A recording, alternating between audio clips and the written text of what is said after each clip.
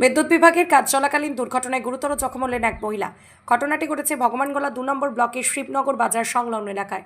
স্থানীয় সূত্রে জানা যায়, এলাকায় 11,000 ভোল্টের বিদ্যুতের লাইনের কাজ চলছিল। সেই সময় হঠাৎ করে একটি ইলেকট্রিক পোল ভেঙে পড়ে। পোলটি পড়ে গুরুতরভাবে জখম হন নূরজাহান বিবি, বয়স প্রায় 40 বছর। স্থানীয় সূত্রে জানা যায়, তিনি একজন পেশায় ভিক্ষুক।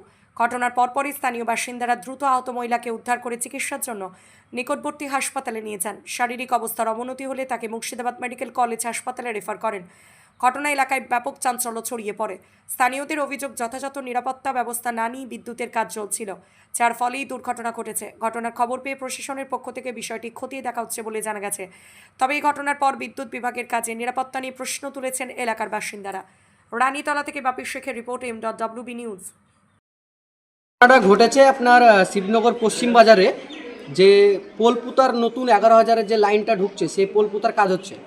তো যেভাবে কাজটা করছিল একদমই ঠিক নয়, কারণ যেভাবে পোলগুলো পুঁতা রয়েছিল কোনো রকম সাপোর্ট ছাড়া, তো রাস্তার উপর দিয়ে লোকজন যা আসা করছে, তার মধ্যেই একটা মহিলা সেখান থেকে যাচ্ছিল, তার মধ্যে পোলটা হঠাৎ তার মাথার উপর পড়ে, সেখানে রক্তাক্ত অবস্থায় পড়ে থাকে। তারপর বাজারে, শিবনগর বাজারের লোকজন, যে আশপাশকার দোকানদাররা রয়েছে, তাকে নসিপুর ব্লক স্বাস্থ্য কেন্দ্রে নিয়ে আসা হয়। এখন তার শারীরিক অবস্থা কেমন? শারীরিক অবস্থা যতটা জানা যাচ্ছে যে খুবই খারাপ, মাথা ফেটে গেছে।